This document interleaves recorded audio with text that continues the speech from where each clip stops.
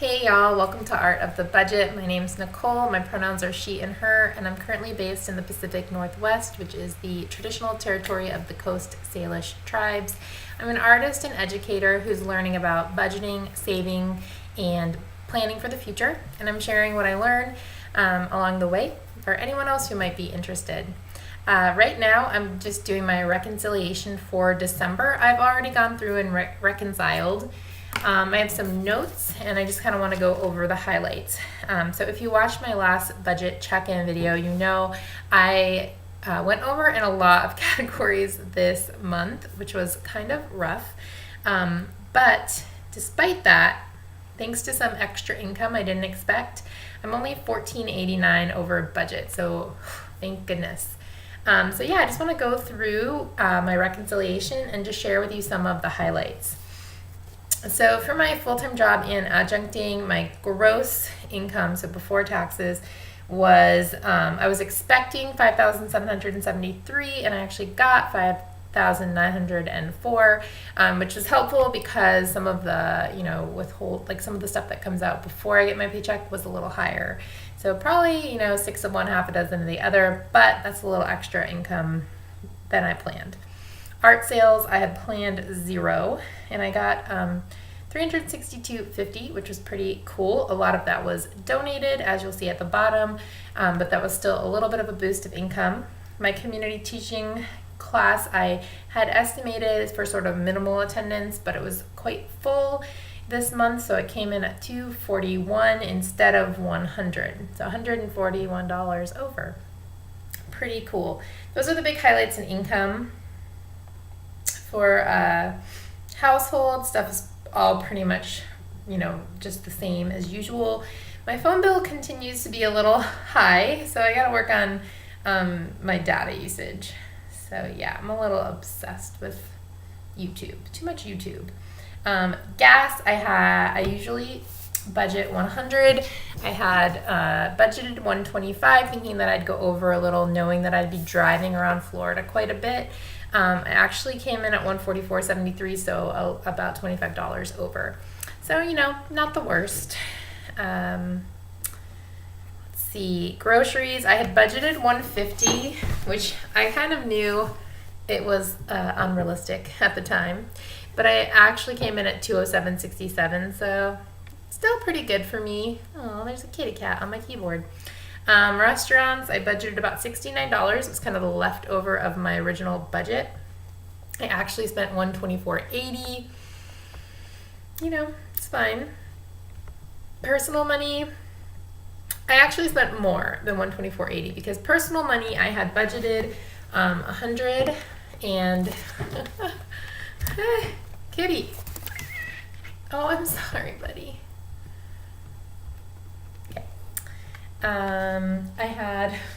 Sorry guys, I had a little scuffle with my kitty. Really wanted to lay on the keyboard. Okay, so for personal money, I had budgeted $100. I took 90 of that in cash, and so actually there's quite a few transactions that weren't in here because I'd used cash, and that was actually really awesome. I know people talk about, I actually don't feel cash harder than I feel using a card. I actually feel like it's untracked. Like I didn't have to enter a transaction. You didn't have to see it here. So, I actually feel like it's untracked, but it did last a long time and that was pretty cool.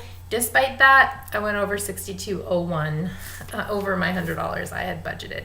So what are you gonna do? Yeah, let's go on down. I actually came in a little bit under cat food. I had budgeted $70 and I didn't have to buy cat food this month. I will have to buy it immediately in January, but I did make it through the month without it, so that brought me in under budget, which is good because we know I went over budget in the cat department later. Let's see, studio. I had budgeted about $100 for kind of miscellaneous things and I only really needed about $75, so came in a little under there. Insurance and tax, most of that was the same. Retirement stuff is the same. Debt stuff is exactly as budgeted. Savings. So as you guys know, the big things, well, I'm changing the way this is set up in my January budget. I'm calling these sinking funds, and it's sort of different than my emergency fund and like savings. So I'm actually going to separate that out in the January budget, but for now it's all under savings. And my cat fund and my travel sinking funds, I have been trying to beef them up, but not being super successful. And in my cat fund this month, just looking at my notes that I have here.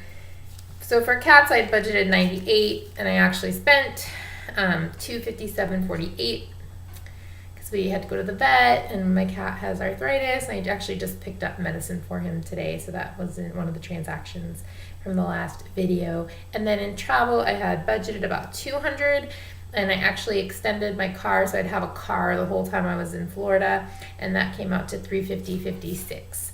So money well spent, but it's always nicer when it's actually there. So even though I still mostly balanced, it's pretty cool to like compare what I planned and what I actually used. So these two were quite a bit over. Last but not least, I just want to talk about my giving line, which I call intersectional feminism, or radical feminism, if you will, the real kind that is inclusive.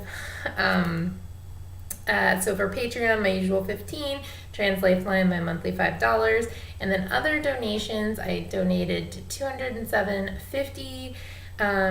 Let's see, almost $125 went to Access Reproductive Care, which was a Florida abortion fund or Southeastern abortion fund, and then 90 of it went to the local YWCA here, which is an organization for women and girls for gender and racial justice. So yeah, that was like one of my most awesome parts of this month, was just getting to donate to those really cool organizations. Now, to deal with this $14.89, I gotta go right here and I gotta change that. So with $785.11 allotted to my emergency fund, that brings my end of year emergency fund total to $4,348.04. That is below my yearly goal, which was $5,000. But you know, I'm working on it. I'm getting there. I will get there. I think I will reach my goal of $10,000 in this fund by the end of June. Stay tuned. But I'm still pretty close to $5,000 if you include all of my sinking funds. So, you know, that's about a month and a half to 3 months, a month and a half of salary to 3 months of bare bones expenses. So yeah, it does make me feel good and safe to know that that's there.